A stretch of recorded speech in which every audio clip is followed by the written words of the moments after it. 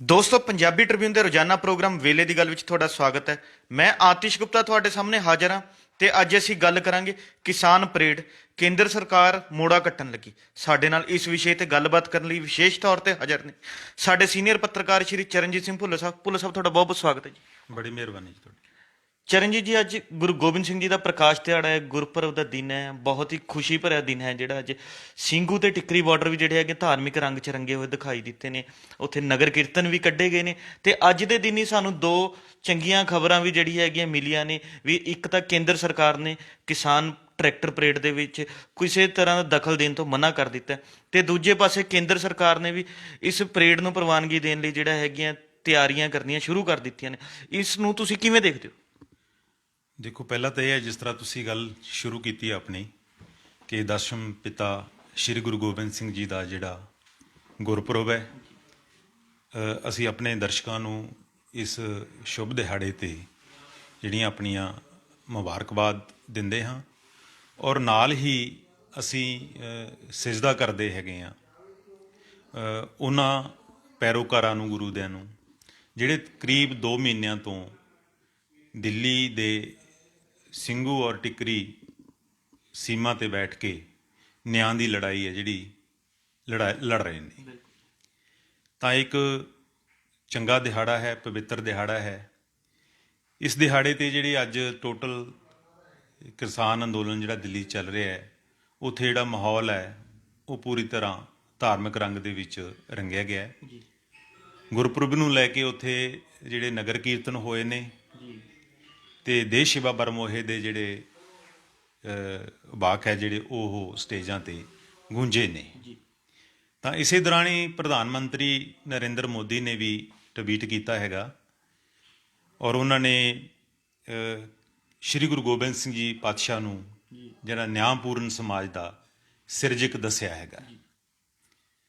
ਤਾਂ ਲੋੜ ਇਸ ਗੱਲ ਦੀ ਹੈਗੀ ਹੈ ਕਿ ਇਹ ਦਿਹਾੜੇ ਜਦੋਂ ਅਸੀਂ ਮਨਾਉਣੇ ਹੈਗੇ ਆ ਜਾਂ ਆਪਣੇ ਗੁਰੂ ਸਾਹਿਬਾਨਾਂ ਨੂੰ ਯਾਦ ਕਰਦੇ ਹਾਂ ਤਾਂ ਚੰਗੀ ਗੱਲ ਹੁੰਦੀ ਹੈ ਕਿ ਅਸੀਂ ਉਹਨਾਂ ਦੇ ਵੱਲੋਂ ਦੱਸੇ ਜਿਹੜੇ ਪੂਰਨੇ ਪਾਏ ਗਏ ਨੇ, ਉਹਨਾਂ ਵੱਲੋਂ ਜਿਹੜੇ ਸਾਨੂੰ ਰਾਹ ਦਿਖਾਏ ਗਏ ਨੇ, ਉਹਨਾਂ 'ਤੇ ਤੁਰ ਗਏ। ਤਾਂ ਪ੍ਰਧਾਨ ਮੰਤਰੀ ਇਸ ਮੌਕੇ ਇੱਕ ਚੰਗਾ ਫੈਸਲਾ ਜਿਹੜਾ ਲੈ ਸਕਦੇ ਸੀਗੇ, ਪਰ ਉਹਨਾਂ ਦੀ ਜਿਹੜੀ ਕਹਿਣੀ ਔਰ ਕਰਨੀ ਦੇ ਵਿੱਚ ਸਾਨੂੰ ਜ਼ਮੀਨ ਅਸਮਾਨ ਦਾ ਫਰਕ ਹੈ ਜਿਹੜਾ ਉਹ ਸ਼ੁਰੂ ਤੋਂ ਹੀ ਨਜ਼ਰ ਪੈ ਰਿਹਾ ਹੈਗਾ।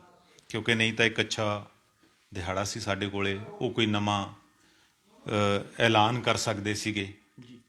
ਮੈਨੂੰ ਲੱਗਦਾ ਕਿ ਗੱਲ ਆਪਣੀ ਆਊਟ ਆਫ ਟਰੈਕ ਨਾ ਚਲੀ ਜਾਵੇ। ਮੈਂ ਤੁਹਾਨੂੰ ਦੱਸਣਾ ਚਾਹਾਂਗਾ ਕਿ ਤਕਰੀਬਨ 5 ਸਾਲ ਪਹਿਲਾਂ ਜਦੋਂ ਗੁਰਪੁਰਬ ਮਨਾਇਆ ਗਿਆ ਸੀਗਾ ਤਾਂ ਉਦੋਂ ਵੀ ਸੈਂਟਰ ਦੇ ਵਿੱਚ ਭਾਜਪਾ ਦੀ ਸਰਕਾਰ ਸੀ। ਤਾਂ ਉਦੋਂ ਐਲਾਨ ਕੀਤਾ ਗਿਆ ਸੀ ਗਡਕਰੀ ਸਾਹਿਬ ਵੱਲੋਂ ਕਿ ਜਿਹੜਾ ਸ਼੍ਰੀ ਗੁਰੂ ਗੋਬਿੰਦ ਸਿੰਘ ਮਾਰਗ ਹੈਗਾ ਅਨੰਦਪੁਰ ਸਾਹਿਬ ਤੋਂ ਸ਼ੁਰੂ ਹੋ ਕੇ ਤਲਵੰਡੀ ਸਾਬੋ ਦਮਦਮਾ ਸਾਹਿਬ ਤੱਕ ਜਾਂਦਾ ਹੈ, ਉਹਨੂੰ ਅਸੀਂ ਅੱਗੇ ਦਮਦਮਾ ਸਾਹਿਬ ਤੋਂ ਜਿਹੜਾ ਨੰਦੇੜ ਸਾਹਿਬ ਤੱਕ ਬਣਾਵਾਂਗੇ। ਉਸ ਨੂੰ ਗੁਰੂ ਗੋਬਿੰਦ ਸਿੰਘ ਮਾਰਗ ਹੈ ਜਿਹੜਾ ਉਹ ਆਖਿਆ ਜਾਏਗਾ।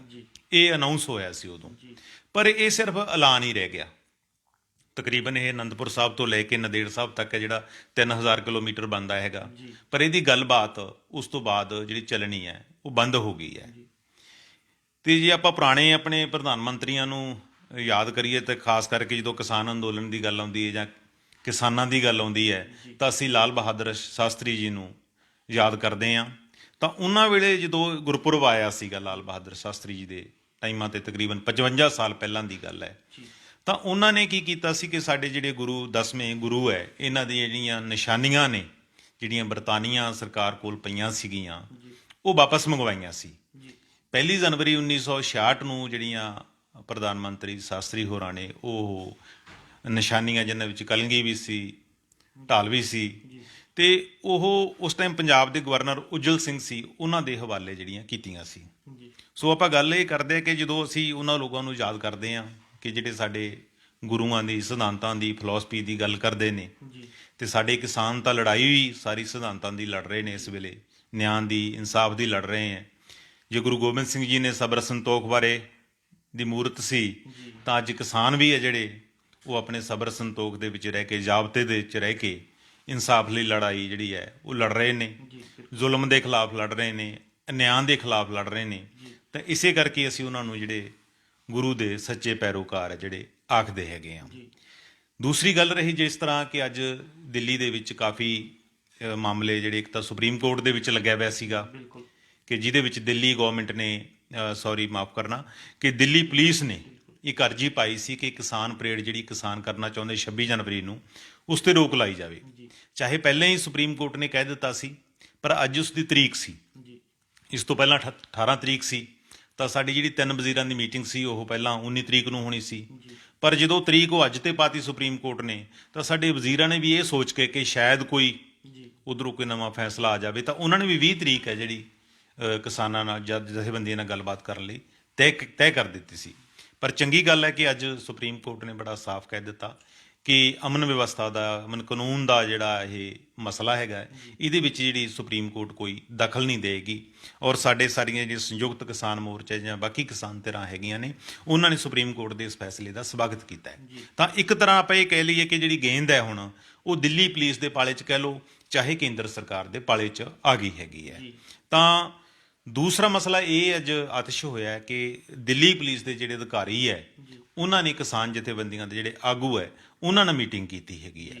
ਉਸ ਮੀਟਿੰਗ ਦੇ ਵਿੱਚ ਕਿਸਾਨਾਂ ਨੇ ਆਪਣੀ ਗੱਲ ਹੈ ਜਿਹੜੀ ਸਪਸ਼ਟ ਰੂਪ ਦੇ ਵਿੱਚ ਇਹੀ ਰੱਖੀ ਹੈ ਕਿ ਅਸੀਂ ਜਿਹੜੀ ਆਊਟਰ ਰਿੰਗ ਰੋਡ ਹੈ ਦਿੱਲੀ ਦੀ, ਉਸ 'ਤੇ ਆਪਣੀ ਜਿਹੜੀ ਕਿਸਾਨ ਪਰੇਡ ਹੈ ਜਾਂ ਟਰੈਕਟਰ ਪਰੇਡ ਹੈ ਉਹ ਕਰਾਂਗੇ, ਬੜੇ ਅਮਨਪੂਰਵਕ ਔਰ ਸ਼ਾਂਤਮਈ ਤਰੀਕੇ ਨਾਲ ਕਰਾਂਗੇ, ਕਿਸੇ ਕਿਸਮ ਦੀ ਕੋਈ ਦਿੱਕਤ ਨਹੀਂ ਆਉਣ ਦਿਆਂਗੇ, ਔਰ ਇਸ ਗੱਲ ਦੀ ਜ਼ਿੰਮੇਵਾਰੀ ਲਈ ਹੈ। ਦਿੱਲੀ ਪੁਲਿਸ ਨੇ ਇੱਕ ਗੱਲ ਕਹੀ ਹੈ ਕਿ ਤਾਂ ਉਹਨਾਂ ਨੇ ਕਿਹਾ ਸਿਕਿਉਰਿਟੀ ਦਾ ਮਸਲਾ ਉਠਾਇਆ ਉਸ ਮੀਟਿੰਗ ਦੇ ਵਿੱਚ। ਉਹਨਾਂ ਨੇ ਕਿਹਾ ਕਿ ਉਸ ਦਿਨ ਰਿਪਬਲਿਕ ਡੇ ਹੈ, ਇਸ ਕਰਕੇ ਆਲਰੇਡੀ ਜਿਹੜੀ ਵੱਡੀ ਗਿਣਤੀ 'ਚ ਜਿਹੜੀ ਫੋਰਸ ਹੈ ਉਹ ਉਹਨਾਂ ਸਮਾਗਮਾਂ 'ਚ ਅੰਗੇਜ ਹੋਏਗੀ, ਕਿਉਂਕਿ ਇਹ ਵੀ ਬਹੁਤ ਵੱਡਾ ਇਕੱਠ ਹੋਏਗਾ। ਲੱਖਾਂ ਕਿਸਾਨ ਹੈ ਜਿਹੜੇ ਜਾਂ ਲੱਖਾਂ ਟਰੈਕਟਰ ਹੈ ਉਹ ਦਿੱਲੀ ਦੇ ਵਿੱਚ ਪਹੁੰਚਣਗੇ। ਤਾਂ ਉਹਨਾਂ ਨੇ ਕਿਹਾ ਕਿ ਸਾਨੂੰ ਸਿਕਿਉਰਿਟੀ ਦਾ ਮਸਲਾ ਜਿਹੜਾ ਖੜਾ ਹੋ ਸਕਦਾ ਹੈ। ਦੂਸਰਾ ਉਹਨਾਂ ਨੇ ਕਿਹਾ ਕਿ ਟ੍ਰੈਫਿਕ ਦਾ ਮਸਲਾ ਖੜਾ ਹੋ ਸਕਦਾ ਹੈ। ਉਹਨਾਂ ਨੇ ਕਿਹਾ ਕਿ ਤੁਸੀਂ ਕੋਈ ਅਲਟਰਨੇਟਿਵ ਜਿਹੜਾ ਰੂਟ, ਜਿਵੇਂ ਪਹਿਲਾਂ ਟਰੈਕਟਰ ਮਾਰਚ ਹੋਇਆ ਸੀਗਾ, ਕਿ ਉਸੇ ਤੁਸੀਂ ਬਾਹਰਲੀ ਜਿਹੜੀ ਮਾਰਗ ਹੈਗਾ, ਐਕਸਪ੍ਰੈਸ ਵੇ ਹੈਗਾ, ਉਸ ਦੇ ਉੱਪਰ ਕਰ ਲਓ। ਪਰ ਇਹਨਾਂ ਨੇ ਕਿਹਾ ਕਿ ਅਸੀਂ ਪਹਿਲਾਂ ਆਲਰੇਡੀ ਐਲਾਨ ਕੀਤਾ ਹੋਇਆ ਹੈਗਾ। ਪਰ ਇਹਨਾਂ ਦਾ ਵੀ ਆਪਾਂ ਜੇ ਇਤਿਹਾਸ ਦੇਖੀਏ, ਜਦੋਂ ਦਾ ਇਹ ਖੇਤੀ ਕਾਨੂੰਨਾਂ ਨੂੰ ਲੈ ਕੇ ਕਿਸਾਨ ਅੰਦੋਲਨ 'ਚ ਸ਼ੁਰੂ ਕੀਤਾ ਇਹਨਾਂ ਨੇ, ਤਾਂ ਜਿੰਨੇ ਪ੍ਰੋਗਰਾਮ ਅੱਜ ਤੱਕ ਇਹਨਾਂ ਨੇ ਦਿੱਤੇ ਆ, ਉਸ ਕਿਸੇ ਵੀ ਪ੍ਰੋਗਰਾਮ ਤੋਂ ਕਿਸਾਨ ਆ ਜਿਹੜੇ ਪਿੱਛੇ ਨਹੀਂ ਹਟੇ, ਜਿਸ ਕਰਕੇ ਲੋਕਾਂ ਦਾ ਭਰੋਸਾ ਵੀ ਇਹਨਾਂ ਦੇ ਵਿੱਚ ਉਸੇ ਤਰ੍ਹਾਂ ਬਣਿਆ ਹੋਇਆ ਹੈ। ਤਾਂ ਉਸ ਤੋਂ ਬਾਅਦ ਦਿੱਲੀ ਪੁਲਿਸ ਦੇ ਜਿਹੜੇ ਅਧਿਕਾਰੀ ਆ, ਉਹਨਾਂ ਨੇ ਕਿਹਾ ਕਿ ਸਾਨੂੰ ਥੋੜ੍ਹਾ ਜਿਹਾ ਸਮਾਂ ਦਿਓ ਤੁਸੀਂ। ਤਾਂ ਪਤਾ ਲੱਗਿਆ ਕਿ ਦਿੱਲੀ ਪੁਲਿਸ ਦੇ ਜਿਹੜੇ ਅਧਿਕਾਰੀ ਆ ਕੱਲ ਨੂੰ ਫੇਰ ਮੀਟਿੰਗ ਕਰ ਰਹੇ ਨੇ। ਤਾਂ ਮੋਟੇ ਤੌਰ ਤੇ ਇਹ ਗੱਲ ਨਿਕਲ ਕੇ ਸਾਹਮਣੇ ਆ ਰਹੀ ਹੈਗੀ ਹੈ ਕਿ ਦਿੱਲੀ ਗਵਰਨਮੈਂਟ ਹੈ ਜਾਂ ਸੈਂਟਰ ਗਵਰਨਮੈਂਟ ਹੈ ਕਿਸਾਨ ਪਰੇਡ ਲਈ ਰਜ਼ਾਮੰਦ ਹੋ ਜਾਏਗੀ। ਹੋ ਸਕਦਾ ਕਿ ਰੂਟ 'ਚ ਥੋੜੀ ਬਹੁਤੀ ਤਬਦੀਲੀ ਹੈ ਜਿਹੜੀ ਉਹ ਕਰ ਦਿੱਤੀ ਜਾਵੇ, ਪਰ ਅਲਟੀਮੇਟਲੀ ਕਿਉਂਕਿ ਸੁਪਰੀਮ ਕੋਰਟ ਦਾ ਰੁਖ ਵੀ ਹੈ ਜਿਹੜਾ ਹੁਣ ਸਾਹਮਣੇ ਆ ਗਿਆ ਹੈਗਾ, ਉਹਨਾਂ ਨੇ ਵੀ ਜੀ ਲੋਕਾਂ ਦੀਆਂ ਭਾਵਨਾਵਾਂ ਨੂੰ ਮੱਦੇਨਜ਼ਰ ਰੱਖ ਕੇ ਜਿਹੜਾ ਅੱਜ ਦਾ ਫੈਸਲਾ ਸੁਣਾਇਆ ਹੈ। ਤਾਂ ਇਹ ਲੱਗਦਾ ਹੈ ਕਿ ਜਿਹੜੀ ਕਿਸਾਨ ਪਰੇਡ ਹੈ ਹੁਣ ਉਹ ਆਊਟਰ ਰਿੰਗ ਰੋਡ ਤੇ ਹੋਣੀ ਜਿਹੜੀ ਕਾਫੀ ਹੱਦ ਤੱਕ ਹੁਣ ਸੰਭਵ ਬਣ ਗਈ ਹੈਗੀ ਹੈ। ਤੇ ਤੀਸਰੀ ਗੱਲ ਜਿਹੜੀ ਹੈਗੀ ਹੈ ਤੋਮਰ ਸਾਹਿਬ ਵਾਲੀ ਜਿਹੜੀ ਮੀਟਿੰਗ ਅੱਜ ਹੁਣ ਚੱਲ ਰਹੀ ਹੈ ਇਸ ਵੇਲੇ, ਆਤਿਸ਼ ਲੰਚ ਬ੍ਰੇਕ ਹੋਈ ਸੀ, ਉਹਦੇ ਵਿੱਚ 40 ਜਿਹੜੀਆਂ ਕਿਸਾਨ ਧਿਰਾਂ ਸੰਯੁਕਤ ਵਿਕਾਸ ਮੋਰਚੇ ਦੇ ਸਾਰੇ ਆਗੂ ਉਸ ਮੀਟਿੰਗ ਦੇ ਵਿੱਚ ਹਾਜ਼ਰ ਨੇ। ਹੁਣ ਤੱਕ ਦੀ ਜਿੰਨੀ ਕੁ ਸਾਡੇ ਕੋਲ ਅਪਡੇਟ ਆਈ ਹੈ, ਉਹਦੇ ਵਿੱਚ ਇੱਕ ਤਾਂ ਮਸਲਾ ਜਿਹੜਾ NIA ਦੇ ਜਿਹੜੇ ਨੋਟਸ ਹੈ ਜਿਹੜੇ ਕਿਸਾਨਾਂ ਦੇ ਹਮਦਰਦ ਲੋਕਾਂ ਨੂੰ ਜਿਹੜੇ ਮਿਲੇ ਨੇ, ਉਹ ਮਸਲਾ ਉੱਠਿਆ। ਉਹਦੇ ਵਿੱਚ ਤੋਮਰ ਸਾਹਿਬ ਨੇ ਜਿਹੜੀ ਆਪਣੀ ਜਿਹੜੀ FIR ਦੀ ਕਾਪੀ ਦਿਖਾਈ ਆ, ਔਰ ਇੱਕ ਪ੍ਰੋਮਿਸ ਕੀਤਾ ਵੀ ਕਿ ਕਿਸੇ ਵੀ ਬੇਕਸੂਰ ਨਾਲ ਕੋਈ ਜ਼ਿਆਦਤੀ ਹੈ ਜਿਹੜੀ ਉਹ ਨਹੀਂ ਕੀਤੀ ਜਾਏਗੀ। ਦੂਸਰਾ ਮਸਲਾ ਉੱਥੇ ਉੱਠਿਆ ਕਿ ਸ਼ਿਮਲਾ ਦੇ ਵਿੱਚ ਜਿਹੜੇ ਕੱਲ 3 ਕਿਸਾਨਾਂ ਨੇ ਉੱਥੇ ਆਪਣੀ ਸਿਰਫ ਭਾਸ਼ਣ ਦਿੱਤਾ, ਸਪੀਚ ਆਪਣੀ ਗੱਲ ਰੱਖੀ ਸੀ ਕਿ ਉੱਥੋਂ ਹਿਮਾਚਲ ਪੁਲਿਸ ਨੇ ਉਹਨਾਂ ਨਾਲ ਧੱਕੇਸ਼ਾਹੀ ਕੀਤੀ ਤੇ ਉਹਨਾਂ ਤੇ 107 ਤੇ 150 ਦੇ ਤਹਿਤ ਉਹਨਾਂ ਤੇ ਕਾਰਵਾਈ ਕੀਤੀ ਹੈ। ਇਹ ਵੀ ਗੱਲ ਹੋਈ ਹੈ। ਤੀਸਰਾ, ਜਦੋਂ ਕਿਸਾਨਾਂ ਨੇ ਇਹ ਗੱਲ ਕਰਨੀ ਚਾਹੀ ਕਿ ਜੀ ਤੁਸੀਂ ਚਲੋ ਖੇਤੀ ਕਾਨੂੰਨਾਂ ਤਾਂ ਆਪਾਂ ਕਹਿ ਦਿੰਦੇ ਹਾਂ ਕਿ ਜਿਹੜੀ ਸੁਪਰੀਮ ਕੋਰਟ ਨੇ ਕਮੇਟੀ ਬਣਾਈ ਹੈ 3 ਮੈਂਬਰੀ ਰਹਿ ਗਈ ਹੈ, ਕਿ ਉਸ ਤੇ ਛੱਡ ਦਿੱਤਾ ਕਿ 2 ਮਹੀਨਿਆਂ ਦੇ ਵਿੱਚ ਜਾਂ 4 ਹਫ਼ਤਿਆਂ 'ਚ, ਇੰਨਾ ਕੁ ਮੈਨੂੰ ਲੱਗਦਾ ਕਿ ਟਾਈਮ ਦਿੱਤਾ ਗਿਆ ਹੈਗਾ ਕਿ ਫੈਸਲਾ ਆਏਗਾ। ਪਰ ਆਪਾਂ MSP ਦੀ ਤਾਂ ਗੱਲ ਕਰ ਸਕਦੇ ਹਾਂ ਕਿ ਉਸਨੂੰ ਲੀਗਲ ਰਾਈਟ ਬਣਾਉਣ ਦਾ। ਤਾਂ ਇਹਦੇ ਵਿੱਚ ਜਿਹੜੇ ਕੇਂਦਰੀ ਪੱਖ ਇਹ ਸਾਹਮਣੇ ਉੱਥੇ ਰੱਖਿਆ ਗਿਆ ਕਿ ਪਹਿਲਾਂ ਤੁਸੀਂ ਆਪਣੇ 3 ਕਾਨੂੰਨ ਵਾਲਾ ਜਿਹੜਾ ਫੈਸਲਾ ਹੈ ਰਿਪੀਲ ਕਰਨ ਵਾਲਾ, ਉਸ ਤੋਂ ਪਿਛਾਂਹ ਹਟੋ, ਇਹ ਉਸ ਤੋਂ ਬਾਅਦ ਗੱਲ ਕੀਤੀ ਜਾਏਗੀ। ਤਾਂ ਇੱਕ ਹੋਰ ਮਸਲਾ ਜਿਹੜਾ ਵੱਡਾ ਉੱਥੇ ਉੱਠਿਆ ਹੈਗਾ, ਜਿਹੜੇ ਫੈਡਰਲਿਜ਼ਮ ਦਾ ਜਿਹੜਾ ਪਾਰਟੀਆਂ ਵੀ ਰੌਲਾ ਪਾ ਰਹੀਆਂ, ਲੋਕ ਵੀ ਕਹਿ ਰਹੇ ਨੇ ਕਿ ਸਟੇਟਾਂ ਦੇ ਨਾਲ ਧੱਕਾ ਹੋ ਰਿਹਾ ਹੈਗਾ। ਤਾਂ ਉਹਨਾਂ ਨੇ ਸਟੇਟ ਰਾਜੇਵਾਲ ਸਾਹਿਬ ਨੇ ਖਾਸ ਕਰਕੇ ਸਟੇਟ ਸਬਜੈਕਟ ਦੀ ਗੱਲ ਕੀਤੀ ਹੈਗੀ ਹੈ। ਤਾਂ ਉਹਨਾਂ ਨੇ ਤੋਮਰ ਸਾਹਿਬ ਨੂੰ ਕਿਹਾ ਕਿ ਜੀ ਤੁਸੀਂ ਦੇਖੋ ਹਰ ਵਾਰ ਹੈ ਜਿਹੜਾ ਇਸ ਨੂੰ ਹੁਣ ਤੱਕ ਸਟੇਟ ਸਬਜੈਕਟ ਜਿਹੜਾ ਮੰਨ ਨਹੀਂ ਰਹੇ, ਪਰ ਸਰੋਤਾਂ ਤੋਂ ਪਤਾ ਲੱਗਿਆ ਕਿ ਕਿਸੇ ਨਾ ਕਿਸੇ ਲਹਿਜੇ ਦੇ ਵਿੱਚ ਤੋਮਰ ਸਾਹਿਬ ਨੇ ਇਹ ਗੱਲ ਖੇਤੀਬਾੜੀ ਨੂੰ ਸਟੇਟ ਸਬਜੈਕਟ ਹੈ ਜਿਹੜਾ ਅਸਿੱਧੇ ਰੂਪ ਦੇ ਵਿੱਚ ਪ੍ਰਵਾਨ ਵੀ ਕੀਤਾ ਹੈ। ਪਰ ਜਿੰਨਾ ਚਿਰ ਮੀਟਿੰਗ ਦਾ ਕੋਈ ਫਾਈਨਲ ਨਹੀਂ ਹੁੰਦਾ ਉਹਨਾਂ ਚਿਰ ਅਸੀਂ ਕੁਝ ਕਹਿ ਨਹੀਂ ਸਕਦੇ, ਕਿਉਂਕਿ ਤੁਹਾਡੇ ਯਾਦ ਹੈ ਕਿ ਜਿਵੇਂ ਆਮ ਲੋਕਾਂ ਨੂੰ ਹੁਣ ਇਹ ਗੱਲ ਤਾਂ ਤੈਅ ਹੀ ਹੁੰਦੀ ਹੈ ਕਿ ਮੀਟਿੰਗ ਹੈ ਜਿਹੜੀ ਬੇਸਿੱਟਾ ਰਹੇਗੀ। ਪਹਿਲੀ ਜਿਹੜੀ ਮੀਟਿੰਗ ਸੈਂਟਰ ਗਵਰਨਮੈਂਟ ਨਾਲ ਸ਼ੁਰੂ ਹੋਈ ਸੀ ਉਹ 14 ਅਕਤੂਬਰ ਤੋਂ ਸ਼ੁਰੂ ਹੋਈ ਸੀ, ਤੁਹਾਡੇ ਚੇਤੇ ਹੀ ਹੈਗਾ। ਤੇ ਕੋਈ ਵੀ ਮੀਟਿੰਗ ਹੈ ਜਿਹੜੀ ਅੱਜ ਤੱਕ ਹੈ ਜਿਹੜੀ ਤਨਪਤਨ ਨਹੀਂ ਲੱਗੀ। ਤੋ ਇਹਦੇ ਰਿਜ਼ਲਟ ਹੈ ਜਿਹੜੇ ਉਹ ਸਾਡੇ ਸਾਹਮਣੇ ਹੈ। ਪਰ ਉਸ ਤੋਂ ਪਹਿਲਾਂ ਜਿਹੜੀਆਂ ਸਾਡੀਆਂ ਨਜ਼ਰਾਂ ਨੇ ਉਹ ਕਿਸਾਨ ਪਰੇਡ ਤੇ ਲੱਗੀਆਂ ਹੋਈਆਂ ਨੇ। ਉਹਦੇ ਲਈ ਜਿਹੜੇ ਕਾਫੀ ਹੱਦ ਤੱਕ ਅੱਜ ਦੀਆਂ ਮੀਟਿੰਗਾਂ ਜਾਂ ਅੱਜ ਦਾ ਜਿੰਨੇ ਚ ਹੁਣ ਤੱਕ ਦੇ ਫੈਸਲੇ ਆਏ ਨੇ ਜਾਂ ਸਾਨੂੰ ਰੌਣ ਲੱਗ ਰਿਹਾ ਹੈ ਉਸ ਤੋਂ ਪੋਜ਼ਿਟਿਵ ਲੱਗ ਰਿਹਾ ਹੈ। ਚਰਨਜੀਤ ਜੀ, ਇਹ ਗੱਲ ਤਾਂ ਜੱਗ ਜ਼ਾਹਰ ਹੈ ਵੀ ਕਿ ਕਿਸਾਨ ਜਥੇਬੰਦੀਆਂ ਵੱਲੋਂ ਹੁਣ ਤੱਕ ਜਿੰਨੇ ਵੀ ਪ੍ਰੋਗਰਾਮ ਉਲੀਕੇ ਗਏ ਨੇ, ਨਾ ਤਾਂ ਕਿਸਾਨ ਜਥੇਬੰਦੀਆਂ ਪਿੱਛੇ ਹਟੀਆਂ ਨੇ ਤੇ ਸਾਰੇ ਹੀ ਸਮਾਗਮ ਜਿਹੜੇ ਨੇ ਬੜੇ ਸ਼ਾਂਤਮਈ ਢੰਗ ਨਾਲ ਜਿਹੜੇ ਹੁਣ ਤੱਕ ਹੁੰਦੇ ਆ ਰਹੇ ਨੇ। ਤੇ ਕਿਸਾਨ ਪਰੇਡ ਵੀ ਜਿਹੜੀ ਹੈਗੀ ਹੈ ਇਹ ਸ਼ਾਂਤਮਈ ਢੰਗ ਨਾਲ ਪੂਰੀ ਹੋਵੇਗੀ ਤੇ ਅਸੀਂ ਆਸ ਵੀ ਕਰਦੇ ਹਾਂ। ਕੇਂਦਰ ਸਰਕਾਰ ਖੇਤੀ ਕਾਨੂੰਨਾਂ 'ਚ ਸੋਧਾਂ ਦੀਆਂ ਸਾਰੀ ਗੱਲਾਂ ਤਾਂ ਮੰਨ ਰਹੀ ਹੈ ਤੇ ਸੋਧਾਂ ਕਰਨ ਲਈ ਤਿਆਰ ਵੀ ਹੈ ਤੇ ਨਾਲ ਨਾਲ ਇਹ ਵੀ ਗੱਲ ਕਹਿ ਰਹੀ ਹੈ ਕਿ ਅਸੀਂ APMC ਨਹੀਂ ਹਟਾਵਾਂਗੇ। ਪਰ ਦੂਜੇ ਪਾਸੇ ਉਹਨੇ ਜਿਹੜਾ ਦਿਹਾਤੀ ਵਿਕਾਸ ਫੰਡ ਹੈ ਉਸ ਤੇ ਕੱਟ ਲਾ ਦਿੱਤਾ। ਇਹ ਸਾਰਾ ਮਸਲਾ ਕੀ ਹੈ, ਸਾਡੇ ਦਰਸ਼ਕਾਂ ਨਾਲ ਸਾਂਝਾ ਕਰੋ। ਦੇਖੋ, ਇਹ ਪਹਿਲਾਂ ਵੀ ਕਾਫੀ ਅਖਬਾਰਾਂ 'ਚ ਆਇਆ ਸੀਗਾ ਕਿ ਜਿਹੜੀ ਸਾਡੀ ਜਿਨਸਾਂ ਦੀ ਖਰੀਦੋ ਫਰੋਖਤ ਹੁੰਦੀ ਹੈ ਕਿ ਉਸ ਤੇ 3% ਹੈ ਜਿਹੜਾ ਮਾਰਕੀਟ ਫੀਸ ਤੋਂ ਇਲਾਵਾ ਉਹ RDF ਜਿਹਨੂੰ ਦਿਹਾਤੀ ਵਿਕਾਸ ਫੰਡ ਕਹਿੰਦੇ ਆ ਉਹ ਵਸੂਲ ਕੀਤਾ ਜਾਂਦਾ ਹੈ। ਜਿਹੜਾ ਲੰਘਿਆ ਪੈੜੀ ਦਾ ਸੀਜ਼ਨ ਸੀ ਉਸ ਤੇ ਤਕਰੀਬਨ 1200 ਕਰੋੜ ਰੁਪਇਆ RDF ਦਾ ਬਣਦਾ ਸੀ। ਪਹਿਲਾਂ ਤਾਂ ਸੈਂਟਰ ਗਵਰਨਮੈਂਟ ਨੇ ਲੈਟਰ ਕੁਝ ਟਾਈਮ ਪਹਿਲਾਂ ਕੱਢ ਦਿੱਤਾ ਸੀ ਕਿ ਉਸ ਤੇ ਰੋਕ ਹੀ ਲਾ ਦਿੱਤੀ ਸੀ। ਉਸ ਤੋਂ ਬਾਅਦ ਪੰਜਾਬ ਸਰਕਾਰ ਨੇ ਇਸ ਮਸਲੇ ਨੂੰ ਉਠਾਇਆ ਸੀਗਾ। ਹੁਣ ਜਦੋਂ ਖੇਤੀ ਕਾਨੂੰਨਾਂ ਦਾ ਮਸਲਾ ਭਖਿਆ ਹੋਇਆ ਹੈ, ਕਿਉਂਕਿ ਇਹ ਵੀ ਗੱਲ ਹੈ ਜਿਹੜੀ RDF ਦੀ ਉਹ ਕਿਸੇ ਨਾ ਕਿਸੇ ਰੂਪ ਦੇ ਇਹਦੇ ਨਾਲ ਜੁੜੀ ਹੋਈ ਹੈ। ਕਿਉਂਕਿ ਇਹਦੇ ਨਾਲ ਸਾਡਾ ਸਿੱਧੇ ਤੌਰ ਤੇ ਜਿਹੜਾ ਪੈਸਾ ਹੈਗਾ RDF ਦਾ, ਇਹ ਜਿਹੜੀਆਂ ਸਾਡੀਆਂ ਲਿੰਕ ਸੜਕਾਂ ਜਾਂ ਮੰਡੀਆਂ ਦੀ ਡਿਵੈਲਪਮੈਂਟ ਹੈ ਉਸ ਤੇ ਲੱਗਦਾ। ਇਹਦੇ ਨਾਲ ਸਾਡਾ ਪੇਂਡੂ ਵਿਕਾਸ ਹੈ ਜਿਹੜਾ ਸਿੱਧੇ ਤੌਰ ਤੇ ਹਿੱਟ ਹੋਏਗਾ। ਤਾਂ ਹੁਣ ਕੱਲ ਜਿਹੜਾ ਨਵਾਂ ਇੱਕ ਸਾਡੇ ਸਾਹਮਣੇ ਫੈਸਲਾ ਆਇਆ ਸੈਂਟਰ ਗਵਰਨਮੈਂਟ ਨੇ, ਉਸਨੇ ਇੱਕ ਚਿੱਠੀ ਜਾਰੀ ਕੀਤੀ ਹੈ ਪੰਜਾਬ ਸਰਕਾਰ ਨੂੰ ਔਰ ਉਸ ਨੂੰ ਜਿਹੜਾ ਕਿਹਾ ਹੈ ਕਿ ਜਿਹੜਾ ਤੁਹਾਨੂੰ 3% ਅਸੀਂ RDF ਦਿੰਦੇ ਆ ਉਹ 3% ਨਹੀਂ ਦੇਵਾਂਗੇ, ਬਲਕਿ ਹੁਣ ਅਸੀਂ 1% ਦੇਵਾਂਗੇ। ਆਪਾਂ ਇਹ ਕਹਿ ਲਈਏ ਮੋਟੇ ਤੌਰ ਤੇ ਕਿ 2% RDF ਦਾ ਜਿਹੜਾ ਹੈਗਾ ਉਹ ਕੱਟ ਹੈ ਸੈਂਟਰ ਗਵਰਨਮੈਂਟ ਨੇ ਲਾ ਦਿੱਤਾ ਹੈਗਾ। 1% ਹੈ ਜਿਹੜਾ ਉਹ ਜਾਰੀ ਕਰ ਦਿੱਤਾ, ਰਿਲੀਜ਼ ਕਰ ਦਿੱਤਾ, ਉਹ ਸਰਕਾਰ ਨੂੰ ਜਿਹੜਾ ਮਿਲ ਜਾਏਗਾ ਉਹ 400 ਕਰੋੜ ਦੇ ਕਰੀਬ ਹੈ ਜਿਹੜਾ ਉਹ ਬਣਦਾ ਹੈ। ਇਹ ਆਪਾਂ ਕਹਿ ਲਈਏ ਕਿ ਬਹੁਤ ਵੱਡਾ ਸੈਟਬੈਕ ਹੈ ਸਾਡੀ ਸਟੇਟ ਨੂੰ, ਤੇ ਜਾਂ ਆਪਾਂ ਕਹਿ ਦਈਏ ਕਿ ਸਾਡੇ ਜਿਹੜੀ ਰੂਰਲ ਡਿਵੈਲਪਮੈਂਟ ਹੈ ਉਸ ਨੂੰ। ਤਾਂ ਪੰਜਾਬ ਗਵਰਨਮੈਂਟ ਨੇ ਇਸ ਨੂੰ ਬੜਾ ਸੀਰੀਅਸਲੀ ਲਿਆ ਹੈਗਾ। ਤੇ ਅੱਜ ਹੀ ਮੇਰੀ ਗੱਲ ਹੋਈ ਹੈ ਭਾਰਤ ਭੂਸ਼ਣ ਆਸ਼ੂ ਜੀ ਜਿਹੜੇ ਖੁਰਾਕ ਤੇ ਸਪਲਾਈ ਮੰਤਰੀ ਨੇ, ਉਹਨਾਂ ਨੇ ਕਿਹਾ ਕਿ ਪੰਜਾਬ ਨੂੰ ਜਾਣਬੁੱਝ ਕੇ ਜਿਹੜਾ ਹੈਗਾ ਸਾਡੀ ਜਿਹੜੀ ਭਾਰਤ ਸਰਕਾਰ ਹੈ ਉਹ ਖਰਾਬ ਕਰ ਰਹੀ ਹੈ। ਤੇ ਖਾਸ ਕਰਕੇ ਇਸ ਮੌਕੇ ਤੇ ਤਾਂ ਇਸ ਤਰ੍ਹਾਂ ਦਾ ਵਿਤਕਰਾ ਜਿਹੜਾ ਨਹੀਂ ਹੋਣਾ ਚਾਹੀਦਾ। ਤੇ ਅੱਛਾ, ਮੈਨੂੰ ਵੀ ਇਹ ਲੱਗਦਾ ਕਿ ਜਦੋਂ ਇਦਾਂ ਦੀਆਂ ਗੱਲਾਂ ਚੱਲਦੀਆਂ ਹੋਣ ਤਾਂ ਸੈਂਟਰ ਗਵਰਨਮੈਂਟ ਦੀ ਇੱਕ ਗੱਲ ਸਮਝ ਤੋਂ ਬਾਹਰ ਹੈਗੀ ਹੈ ਕਿ ਇੱਕ ਪਾਸੇ ਜਦੋਂ ਗੱਲ ਚੱਲ ਰਹੀ ਹੈ ਇੰਨੀ ਸੰਜੀਦਗੀ ਨਾਲ ਗੱਲ ਚੱਲ ਰਹੀ ਹੈ, ਇੰਨੇ ਤਕਰੀਬਨ 2 ਮਹੀਨਿਆਂ ਤੋਂ ਜਿਹੜੇ ਕਿਸਾਨ ਹੈ ਉੱਥੇ ਤੁਹਾਡੀਆਂ ਦਿੱਲੀ ਦੀਆਂ ਜੂਹਾਂ ਤੇ ਬੈਠੇ ਹੋਏ ਨੇ, ਤਾਂ ਸਾਨੂੰ ਘੱਟੋ ਘੱਟ ਕੁਝ ਇਸ ਕਿਸਮ ਦੇ ਜੈਸਚਰ ਦੇਣੇ ਚਾਹੀਦੇ ਹੈ। ਤੇ ਸਰਕਾਰਾਂ ਕਿਤੇ NI ਦੇ ਨੋਟਿਸ ਭੇਜ ਦਿੱਤੇ ਜਾਂਦੇ ਨੇ, ਹੁਣੇ ਕੱਟ ਲਾ ਦਿੱਤਾ ਹੈਗਾ। ਉਹਨਾਂ ਨੂੰ ਮਾਹੌਲ ਨੂੰ ਸਾਜ਼ਗਾਰ ਬਣਾਉਣ ਦੀ ਸਾਇਆ ਇੱਕ ਨਵੇਂ ਵਖੇੜੇ ਜਿਹੜੇ ਕਰਨ ਦੇ ਰਾਹ ਪੈ ਜਾਂਦੀ ਹੈ। ਤਾਂ ਨੋ ਡਾਊਟ ਕਿ ਰੂਰਲ ਜਿਹੜਾ RDF ਦਾ ਕੱਟ ਹੈ ਇਹ ਸਾਡੀ ਸਟੇਟ ਨੂੰ ਸੱਟ ਮਾਰੇਗਾ। ਚਰਨਜੀਤ ਜੀ, ਕੇਂਦਰ ਸਰਕਾਰ ਵੱਲੋਂ ਜਿਹੜਾ ਬਜਟ ਸੈਸ਼ਨ ਵੀ ਕੁਝ ਦਿਨਾਂ 'ਚ ਬੁਲਾਇਆ ਜਾ ਰਿਹਾ ਹੈ ਤੇ ਦੂਜੇ ਪਾਸੇ ਕਿਸਾਨ ਸੰਘਰਸ਼ ਚੱਲ ਰਿਹਾ। ਕਿਸਾਨਾਂ ਵੱਲੋਂ ਕੇਂਦਰ ਦੇ ਹਰ ਪ੍ਰੋਗਰਾਮ ਦਾ ਜਿਹੜਾ ਵਿਰੋਧ ਕੀਤਾ ਜਾ ਰਿਹਾ, ਇਸ ਬਜਟ ਸੈਸ਼ਨ ਦੇ ਦੌਰਾਨ ਵੀ ਕੋਈ ਗਹਿਮਾ ਗਹਿਮੀ ਹੋਣ ਦੀ ਸੰਭਾਵਨਾ ਦਿਖਾਈ ਦੇ ਰਹੀ ਹੈ? ਬਲਕਿ ਇਹ ਤਾਂ ਬੜਾ, ਵੈਸੇ ਤਾਂ ਸਾਰੇ ਜਿੰਨੇ ਵੀ ਸੈਸ਼ਨ ਹੁੰਦੇ ਆ ਉਹ 'ਚ ਕਿਸੇ ਨਾ ਕਿਸੇ ਰੂਪ ਦੇ ਵਿੱਚ ਹੰਗਾਮਾ ਹੁੰਦਾ ਹੀ ਰਹਿੰਦਾ ਹੈਗਾ। ਕਿ ਜਿਸ ਤਰ੍ਹਾਂ ਪਿਛਲਾ ਆਪਾਂ ਦੇਖਿਆ ਸੈਸ਼ਨ ਪਿੱਛੇ ਕੈਂਸਲ ਹੀ ਕਰ ਦਿੱਤਾ ਸੀ, ਇੱਕ ਤਾਂ ਨਾ ਗੈਪ ਪਾ ਦਿੱਤਾ ਸੀ। ਤੇ ਹੁਣ ਜਿਹੜਾ ਬਜਟ ਸੈਸ਼ਨ ਹੋ ਰਿਹਾ ਹੈ ਔਰ ਉਸ ਤੋਂ ਪਹਿਲਾਂ ਸਾਡੇ ਪ੍ਰਧਾਨ ਮੰਤਰੀ ਸ਼੍ਰੀ ਨਰਿੰਦਰ ਮੋਦੀ ਜੀ ਨੇ ਜਿਹੜੀ 30 ਜਨਵਰੀ ਨੂੰ ਹੈਗੀ ਹੈ ਉਹ ਸਰਵ ਪਾਰਟੀ ਮੀਟਿੰਗ ਵੀ ਜਿਹੜੀ ਉਹ ਕਾਲ ਕੀਤੀ ਹੈਗੀ ਹੈ। ਤਾਂ ਇਸ ਵਾਰ ਜਿਹੜਾ ਸੈਸ਼ਨ ਹੈ ਇਹ ਕਈ ਤਰ੍ਹਾਂ ਦੇ ਚਰਚੇ ਚੱਲ ਰਹੇ। ਕਈ ਤਾਂ ਇਹ ਵੀ ਕਹਿ ਰਹੇ ਕਿ ਸ਼ਾਇਦ ਰੱਦ ਹੋ ਜਾਵੇ, ਪਰ ਮੈਨੂੰ ਲੱਗਦਾ ਹੈ ਕਿ ਸੈਸ਼ਨ ਹੈ ਜਿਹੜਾ ਹੋਵੇਗਾ, ਲਾਜ਼ਮ ਤੌਰ ਤੇ ਹੋਵੇਗਾ।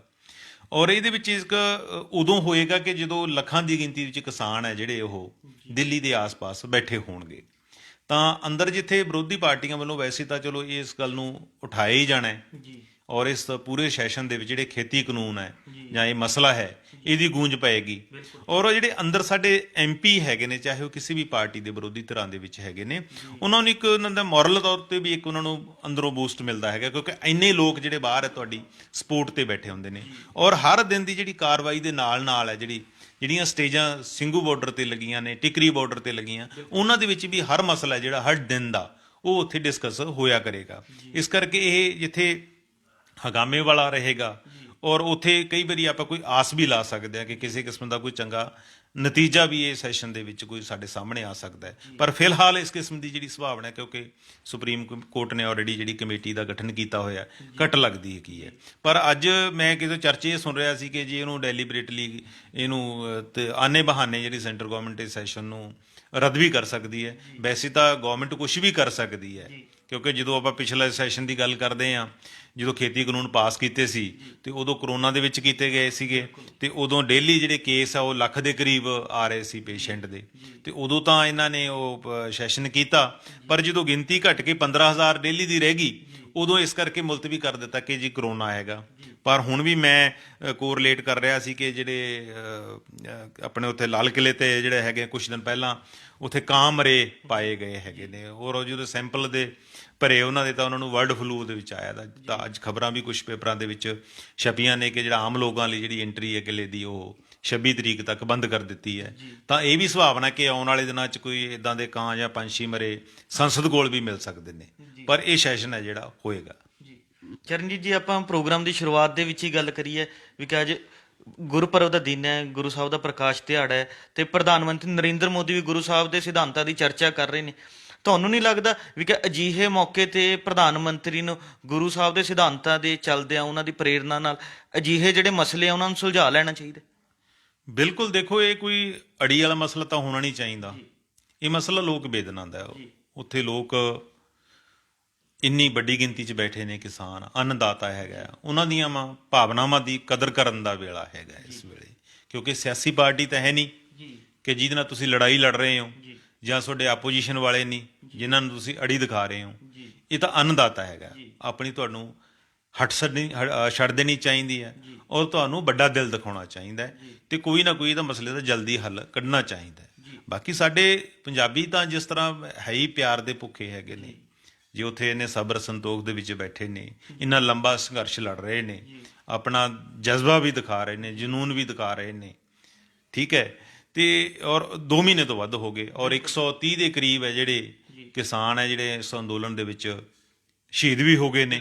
ਤਾਂ ਮੈਂ ਇੱਕ ਆਪਣੇ ਦਰਸ਼ਕਾਂ ਨਾਲ ਸਾਂਝੀ ਕਰ ਲਵਾਂ, ਮੈਨੂੰ ਪਤਾ ਲੱਗਿਆ ਸੀ ਕਿ ਜਿਹੜੇ ਸੰਯੁਕਤ ਕਿਸਾਨ ਮੋਰਚਾ ਹੈ ਉਹਨਾਂ ਨੇ ਇੱਕ ਫੈਸਲਾ ਕੀਤਾ ਕਿ ਜਿੰਨੇ ਉਹਨਾਂ ਨੂੰ ਫੰਡ ਮਿਲ ਰਿਹਾ ਹੈ ਕਿਸਾਨ ਮੋਰਚੇ ਨੂੰ, ਉਹ ਜਿੰਨੇ ਸ਼ਹੀਦ ਪਰਿਵਾਰ ਹੋਏ ਸਾਰੇ ਪਰਿਵਾਰਾਂ ਨੂੰ ਜਿਹੜਾ 1-1 ਲੱਖ ਰੁਪਈਆ ਜਿਹੜਾ ਉਹ ਸਾਂਝੇ ਫੰਡ ਦੇ ਵਿੱਚੋਂ ਭੇਜਿਆ ਜਾਏਗਾ, ਜਿਹੜਾ ਕਿ ਤਕਰੀਬਨ 1 ਕਰੋੜ 30 ਲੱਖ ਬਣ ਜਾਏਗਾ।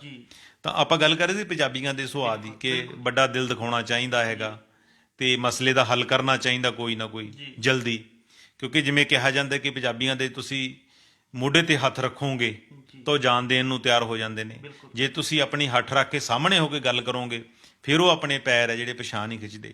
ਸੋ ਇੱਕ ਇਹ ਵਧੀਆ ਮੌਕਾ ਹੈ ਅੱਜ ਗੁਰਪੁਰਬ ਦਾ, ਇਸ ਮੌਕੇ ਤੇ ਥੋੜੀ ਸਾਨੂੰ ਪ੍ਰੇਰਨਾ ਲੈਣੀ ਚਾਹੀਦੀ ਹੈ, ਸਾਡੀ ਗੁਰੂਆਂ ਦੀ ਫਿਲਾਸਫੀ ਤੋਂ ਵੱਡੇ ਦਿਲ ਦਿਖਾਉਣੇ ਚਾਹੀਦੇ ਹੈ, ਫੈਸਲੇ ਕਰਨੇ ਚਾਹੀਦੇ ਹੈ, ਲੋਕਾਂ ਨਾਲ ਜੁੜਿਆ ਹੋਇਆ ਫੈਸਲੇ ਕਰਨੇ ਚਾਹੀਦੀ ਹੈ। ਇਸ ਕਿਸਮ ਦੇ ਜਿਹੜਾ ਹੈਗਾ ਇਤਿਹਾਸ ਲਿਖਣ ਦੀ ਲੋੜ ਹੈਗਾ ਕਿ ਜਿਨ੍ਹਾਂ ਨੂੰ ਕਿਸਾਨ ਸਮਝ ਸਕਣ, ਮਤਲਬ ਇਹ ਜੇ ਇਤਿਹਾਸ ਤੋਂ ਥੋੜਾ ਗੁਰੇਜ਼ ਕਰਨਾ ਚਾਹੀਦਾ ਹੈ ਜਿਹਨੂੰ ਸਿਰਫ ਕਾਰਪੋਰੇਟ ਅਵਾਨੀ ਅਡਾਨੀ ਹੀ ਪੜ੍ਹ ਸਕਣ। ਸੋ ਵੇਲਾ ਹੁਣ ਮਸਲੇ ਨੂੰ ਸੁਲਝਾਉਣ ਦਾ ਹੈ। ਚਰਨਜੀਤ ਜੀ, ਜਿਵੇਂ ਹੁਣ ਕੇਂਦਰ ਸਰਕਾਰ ਨੇ ਅੜੀਅਲ ਰਵੱਈਆ ਅਖਤਿਆਰ ਕੀਤਾ ਹੋਇਆ ਤੇ ਕਿਸਾਨਾਂ ਦੀ ਮੰਗ ਹੈ ਕਿ ਤਿੰਨੋਂ ਖੇਤੀ ਕਾਨੂੰਨ ਰੱਦ ਕਰੋ, ਤੇ ਜਦੋਂ ਤੱਕ ਇਹ ਕਾਨੂੰਨ ਰੱਦ ਨਹੀਂ ਹੋਣਗੇ ਉਹਨਾਂ ਦਾ ਸੰਘਰਸ਼ ਜਾਰੀ ਰਹੇਗਾ। ਤੁਹਾਨੂੰ ਲੱਗਦਾ ਇਹ ਗੱਲ ਕਿਸੇ ਧਨ ਪਤਨ ਲੱਗ ਸਕੇਗੀ? ਨਹੀਂ, ਉਹਦੇ ਵਿੱਚ ਤਾਂ ਬੜੀ ਮੈਨੂੰ ਜਿੱਥੋਂ ਤੱਕ ਪਤਾ ਲੱਗਿਆ ਹੈਗਾ ਆਪਣੇ ਇੰਟਰਨਲ ਸੋਰਸਿਸ ਦੇ ਵਿੱਚੋਂ ਕਿ ਸਰਕਾਰ ਇੱਕ ਨਵੀਂ ਮੂਵ ਅੰਦਰੋਂ ਅੰਦਰੀ ਸੋਚ ਰਹੀ ਹੈ ਆਪਣੀ ਪਲੈਨਿੰਗ। ਉਹਨਾਂ ਨੂੰ ਲੱਗਦਾ ਹੈਗਾ ਕਿ ਅਸੀਂ ਇੱਕ ਕਾਨੂੰਨ ਹੈ ਜਿਹੜਾ ਉਹ ਵਾਪਸ ਲੈ ਲਈਏ, 1 ਜਾਂ 2, ਤੇ ਬਾਕੀ ਅਸੀਂ ਅਮੈਂਡਮੈਂਟਸ ਕਰ ਲਈਏ ਹੈਗੀਆਂ।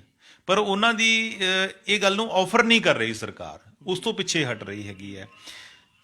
ਉਹਨਾਂ ਦਾ ਇਹ ਮਤ ਹੈ, ਉਹਨਾਂ ਨੂੰ ਇਹ ਲੱਗ ਰਿਹਾ ਸਰਕਾਰ ਨੂੰ, ਭਾਰਤ ਸਰਕਾਰ ਨੂੰ, ਕਿ ਜੇ ਅਸੀਂ ਇਹ ਆਫਰ ਕਰਦੇ ਹਾਂ ਕਿ ਸਾਡੀ ਪਹਿਲ ਹੋ ਜਾਏਗੀ ਤਾਂ ਸਾਡੀ ਹੇਠੀ ਹੋਏਗੀ ਕਿ ਅਸੀਂ 2 ਕਦਮ ਹੋਰ ਪਿੱਛੇ ਹਟ ਗਏ ਹਾਂ, ਪਹਿਲਾਂ ਸੋਧਾਂ ਮੰਨੀਆਂ ਸੀ। ਤੇ ਉਹ ਕਹਿੰਦੇ ਕਿ ਕਿਸਾਨ ਹੈ ਜਿਹੜੇ ਆਗੂ ਹੈ ਉਹ ਇਸ ਕਿਸਮ ਦੀ ਕੋਈ ਆਫਰ ਸਾਡੇ ਸਾਹਮਣੇ ਲੈ ਕੇ ਆਉਣ ਕਿ ਜੀ ਤੁਸੀਂ 3 ਨਹੀਂ ਕਰਦੇ ਤਾਂ 2 ਵਾਪਸ ਲੈ ਲਓ, 1 'ਚ ਸੋਧਾਂ ਕਰ ਦਿਓ। ਸੋ ਇਸ ਕਿਸਮ ਦੀ ਜਿਹੜੀ ਅੜੀ ਬਣੀ ਹੋਈ ਹੈ। ਚੰਗੀ ਗੱਲ ਹੈ ਕਿ ਜਦੋਂ ਮੀਟਿੰਗਾਂ 'ਚ ਡਿਸਕਸ਼ਨ ਹੁੰਦੀ ਹੈ ਤਾਂ ਇਸ ਕਿਸਮ ਦੇ ਬਦਲ ਵੀ ਹੈ ਜਿਹੜੇ ਉਹ ਵੀ ਸਾਹਮਣੇ ਲਿਆਂਦੇ ਜਾਣੇ ਚਾਹੀਦੇ। ਇਹ ਸਨ ਸਾਡੇ ਸੀਨੀਅਰ ਪੱਤਰਕਾਰ ਸ਼੍ਰੀ ਚਰਨਜੀਤ ਸਿੰਘ ਭੁੱਲਰ ਸਾਹਿਬ, ਜਿਨ੍ਹਾਂ ਨੇ ਆਪਣੇ ਵਿਚਾਰ ਸਾਡੇ ਨਾਲ ਸਾਂਝੇ ਕੀਤੇ। ਪੰਜਾਬੀ ਟ੍ਰਿਬਿਊਨ ਕਿਸਾਨ ਪਰੇਡ ਨਾਲ ਸੰਬੰਧਿਤ ਸਾਰੀਆਂ ਖਬਰਾਂ ਤੁਹਾਡੇ ਤੱਕ ਹਰ ਰੋਜ਼ ਪਹੁੰਚਾਉਂਦਾ ਰਹੇਗਾ। ਸਾਡੇ ਨਾਲ ਜੁੜੇ ਰਹਿਣ ਲਈ ਸਾਡਾ ਫੇਸਬੁੱਕ ਪੇਜ ਪੰਜਾਬੀ ਟ੍ਰਿਬਿਊਨ ਜ਼ਰੂਰ ਲਾਈਕ ਕਰੋ ਤੇ YouTube channel Punjabi Tribune subscribe ਕਰੋ ਤੇ ਬੈਲ ਬਟਨ ਜ਼ਰੂਰ ਦਬਾਓ ਤਾਂ ਕਿ ਸਾਡੀ ਹਰ ਨੋਟੀਫਿਕੇਸ਼ਨ ਤੁਹਾਡੇ ਤੱਕ ਪਹੁੰਚਦੀ ਰਹੇ। ਕੱਲ ਨੂੰ ਇਸੇ ਸਮੇਂ ਫੇਰ ਮਿਲਾਂਗੇ ਪ੍ਰੋਗਰਾਮ ਵੇਲੇ ਦੀ ਗੱਲ ਵਿੱਚ। ਧੰਨਵਾਦ।